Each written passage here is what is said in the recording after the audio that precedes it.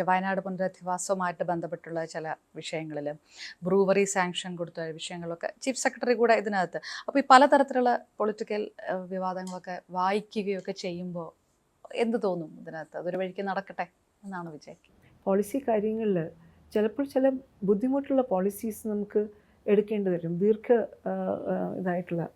പക്ഷേ ഞാൻ കാണുന്നത് ഈ അത്തരത്തിലുള്ള ഇപ്പം ഒരു ലോങ് ടേം ആയിട്ടുള്ള പോളിസി എടുക്കുമ്പോഴത്തേക്കും അത് ചിലപ്പോൾ ഷോർട്ട് ടേമിൽ അത് വേദനിപ്പിക്കും.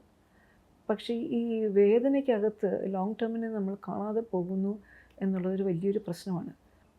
കേരളം എത്ര ഇത്രയും ജലാശയങ്ങൾ, വെള്ളം ഇത് നിൽക്കുന്ന കേരളത്തിൽ നമ്മൾ നല്ല നല്ല വെള്ളം ഉണ്ട് എന്ന് നമ്മൾ അഹങ്കരിക്കുന്ന കേരളത്തിൽ നമ്മുടെ വെള്ളത്തിൻ്റെ സ്ഥിതി നല്ലതൊന്നുമല്ല.